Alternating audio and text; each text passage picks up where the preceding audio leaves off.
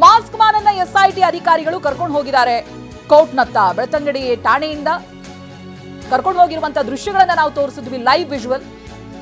Mask man ಅನ್ನ ಇದಾಗಲೇ ಬೆಳ್ತಂಗಡಿ ಠಾಣೆಯಿಂದ ಕರೆದುಕೊಂಡು ಹೋಗಿದ್ದಾರೆ ಎಸ್ಐಟಿ. ಕಾರಣ ಮುಖಾಂತರವಾಗಿ ಮಾಸ್ಕ್ ಮ್ಯಾನ್ ಅನ್ನ ಎಸ್ಐಟಿ ಅಧಿಕಾರಿಗಳು ಕರೆದುಕೊಂಡು ಹೋಗಿದ್ದಾರೆ. ಆಗಲೇ ಹೇಳಿದಾಗೆ ಆತನ ಮೆಡಿಕಲ್ ಚೆಕಪ್ ಮಾಡೋದು ಅನಿವಾರ್ಯ ಆಗಿರುತ್ತೆ, ಮಾಡಲೇಬೇಕಾಗಿರುತ್ತೆ. ಆ ಕಂಪ್ಲೀಟ್ ಪ್ರೊಸೀಜರ್ಗಳನ್ನ ಮುಗಿಸಬೇಕು. ಇದೇ ಕಾರ್ನಲ್ಲಿ, ಈಗ ನೀವೇನು ನೋಡ್ತಾ ಇದ್ದೀರಲ್ಲ, ಇದೇ ಕಾರ್ನಲ್ಲಿ ಆತನನ್ನ ಕರ್ಕೊಂಡು ಹೋಗಿದ್ದಾರೆ. ಇದರಲ್ಲಿ ಮಾಸ್ಕ್ ಮ್ಯಾನ್ ಇದ್ದಾನೆ. ಎಸ್ಐಟಿ ಅಧಿಕಾರಿಗಳು ಮಾಸ್ಕ್ ಮ್ಯಾನ್ ಅನ್ನ ಬೆಳ್ತಂಗಡಿ ಠಾಣೆಯಿಂದ ಕರ್ಕೊಂಡು ಹೋಗ್ತಾ ಇರುವಂತ ದೃಶ್ಯ ಇದು.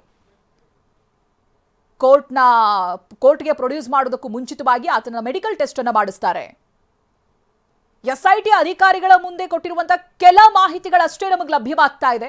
ಆತ ತನ್ನ ಪಾತ್ರ ಇದರಲ್ಲಿ ಇದೇ ಹೊರತು ಸೂತ್ರಧಾರಿ ಇನ್ಯಾರು ಅನ್ನೋದಾಗಿ ಹೇಳಿದ್ದಾನೆ.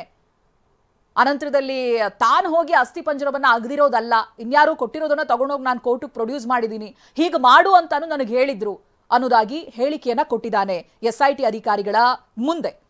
ಸೊ ಇವೆಲ್ಲವೂ ಕೂಡ ಮುಂದಿನ ದಿನಗಳಲ್ಲಿ ಇನ್ಯಾರ ಹೆಸರನ್ನ ತರುತ್ತೆ, ಇನ್ಯಾರನ್ನ ವಿಚಾರಣೆಗೆ ಒಳಪಡಿಸಬಹುದು ಎಸ್ಐಟಿ ಅಧಿಕಾರಿಗಳು, ಇವೆಲ್ಲವೂ ಕೂಡ ಮುಂದಿರುವಂತ ಪ್ರಶ್ನೆ.